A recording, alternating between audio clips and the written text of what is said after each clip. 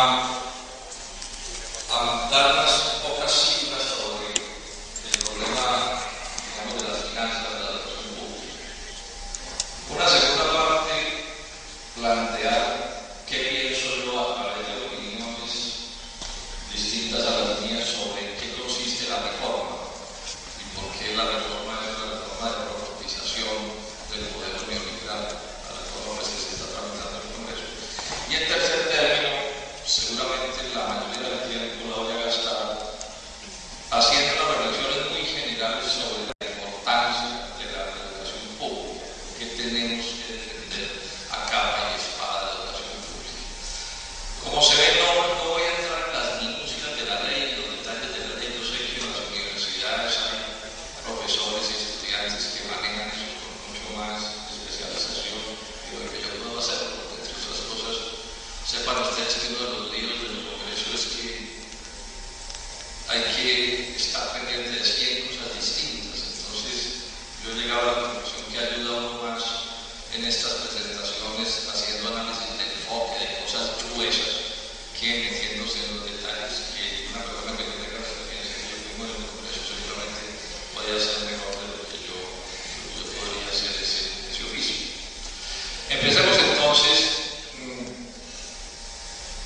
por el primer punto.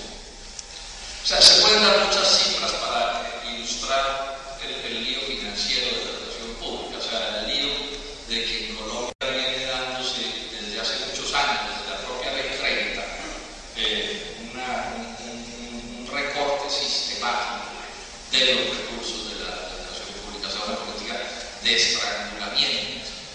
Lo que pasa es que este es un país tan atravesado que terminamos defendiendo lo que dicen leyes y otra vez atacamos.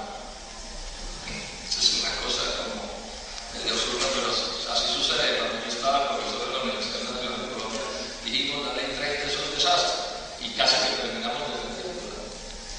Con Carlos Gaviria veíamos en el Congreso que es que cada ley es peor que la que había. Y eso en parte explica por qué son es que uno puede legislar en el Congreso no tanto a legislar, sino a alegar que nosotros no legislen.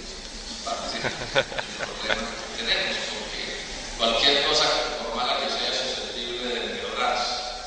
Este es un problema también del enfoque del asunto, pero créanme que es así. Demos un par de cifras gruesas que ilustran el asunto.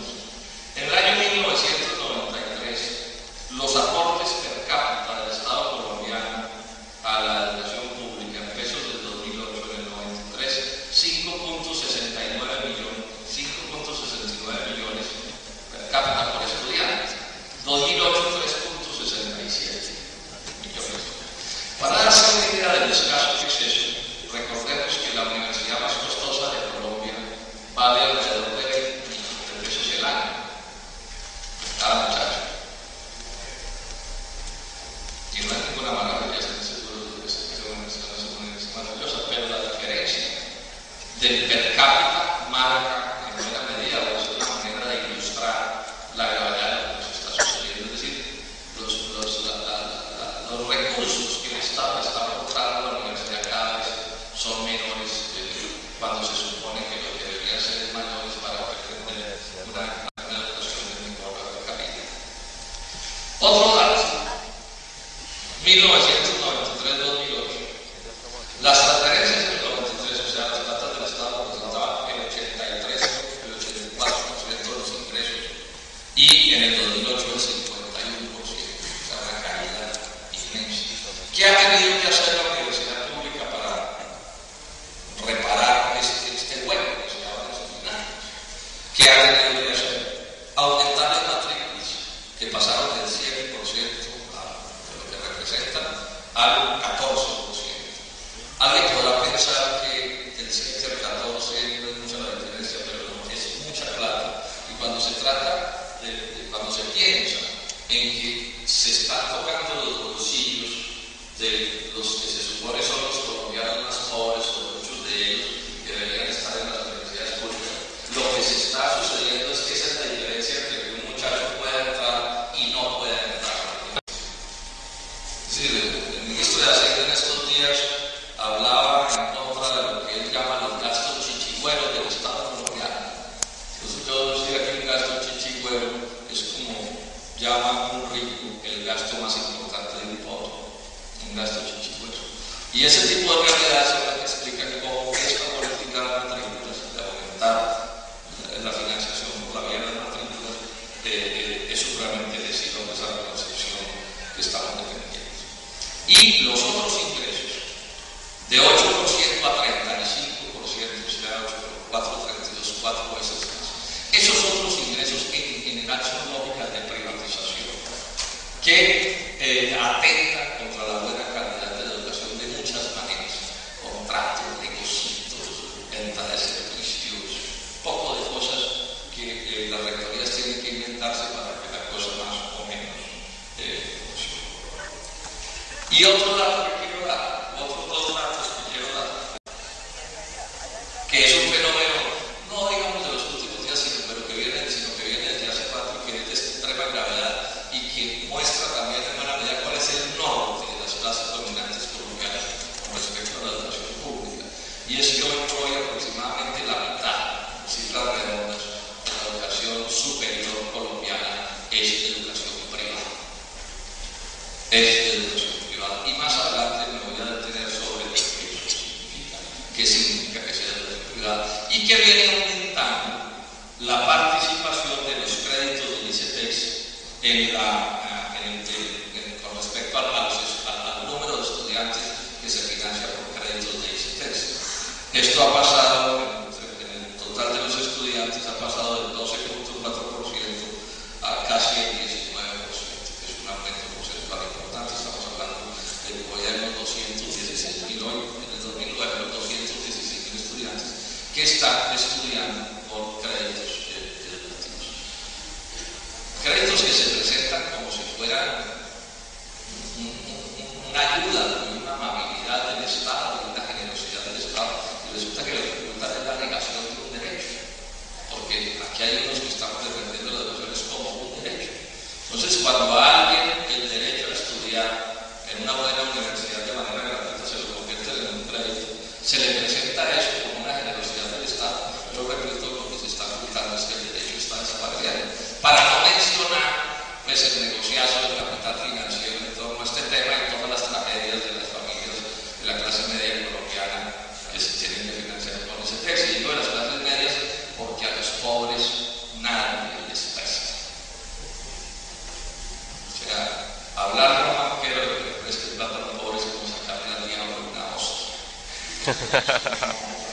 Y así ellos en su demagogia digan que es a los pobres de Colombia. Esto ha tenido una repercusión que quiero enfatizar un poco el enfoque de la charla, que es que todo eso que está sucediendo atenta en materia gravísima contra la calidad de la educación, contra la calidad de la educación. O sea, en educación como en salud y en general este tipo de derechos, hay dos asuntos que hay que correlacionar todo el tiempo y que si falla el segundo, en cierto sentido se llega al primero, que es la correlación entre cantidad, o sea, el número de grupos, y la calidad del bien que se presenta. Por supuesto que nadie se opone a aumentar el número de grupos, pero si el aumento de los grupos se hace en detrimento de la calidad, pues el aumento de los grupos empieza a convertirse en una especie de estafa de tamaño descomunal que, como vamos a ver, atenta no solo contra las condiciones de las personas, de los individuos, sino que lastra el desarrollo del país, como todos ustedes ya podrán suponer. Sí, porque al final todo esto que está sucediendo se resume en la palabra que tanto mencionamos, que tiene tanto sentido, que es toda esta lógica de la privatización de la educación. Entonces, digamos que esto es como una especie de brochazo rápido de cómo están las cosas. Con respecto a la reforma, les había dicho desde el principio que no voy a entrar en detalles. Voy a hacer un planteamiento que es más de enfoque y lo voy a hacer como una especie de recurso metodológico que creo que es valioso, que lo voy a hacer no con mis palabras, lo que finalmente es la reforma, sino con las palabras de José Bárcena, el profesor de la universidad, el rector de la Universidad Nacional de Colombia. Rector que por supuesto no está allí en representación de las fuerzas de la oposición, ni del polo, ni mucho menos, sino que está allí y no puede ser de otra manera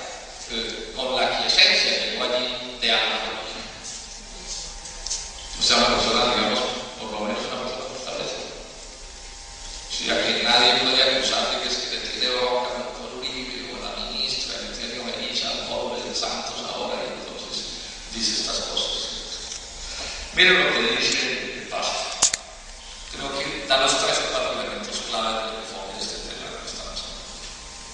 El problema del financiamiento es estructural. Es estructural. ¿Qué quiere decir estructural? Que precisamente por lo que ha sucedido del congelamiento, porque al final aquí en última lo que ha habido es un congelamiento de las transferencias del Estado colombiano, al tiempo en que se le impone o se le ha impuesto a la universidad aumentar sus cupos de manera importantísima y sus gastos que además se elevan por otras razones, hay un problema estructural. ¿Qué quiere decir estructural? Que si no hay profundas transformaciones, se va para una crisis de proporciones mayúsculas. O sea, este no es un asunto que se arregle con pañitos de agua tibia, ni con partiditas, ni con cosas menores, porque es estructural. Y entonces dice, llamamos la atención para el próximo año, antes, esto es una cosa que dice en el 2009, antes de llegar a una situación crítica, porque nos estamos acercando al límite. Y les digo esto, la Universidad Nacional de Colombia, por su peso en el país, por sus movilizaciones y muchas cosas, es de las que menos ha sufrido en cuanto a la disminución del per cápita.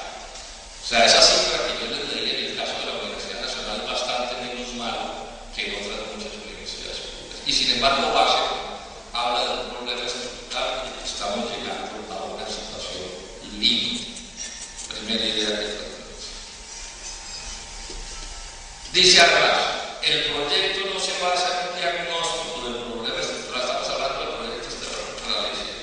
El proyecto no se basa en un diagnóstico de la ley 30. El proyecto no se basa en un diagnóstico del problema del financiamiento de las universidades públicas. O sea, aquí ha habido un diagnóstico que hicieron las universidades públicas, o sea, los rectores del establecimiento, y concluyeron por unanimidad esto que está diciendo Base. Esto finalmente aquí Base está dando la opinión del conjunto de los rectores, aunque cuando hoy ya muchos rectores estén apoyando la reforma, pero Hernández y Base tiene el mismo origen. Y por tanto, repito, este es otro momento desde sus puntos de vista, no va a constituir una solución de fondo. Pero bueno, el rector de la universidad dice, los nuevos aportes, porque va a haber nuevos aportes contra los que nadie está, eso es una cosa que me queda claro. O sea, si uno está aquí, falta un bombillo y detrás y le pone bombillo, pues uno no va a gritar abajo bombillos. Eso no es lo que estamos discutiendo. Si el gobierno da los pesos, pues que los dé. Pero el punto es cuál es el análisis que se deriva de los pesos nuevos que va a dar el gobierno nacional. Y ahora me voy a detener sobre eso. Entonces es lo primero que dicen, los pesos que van a dar no son suficientes, vamos para un colapso, tenemos un problema estructural. Y agrega, esto es muy importante, es un punto medular de esta discusión pública de este que vamos a hablar. El proyecto, los nuevos aportes, dice Base, están condicionados a políticas de la cual ministra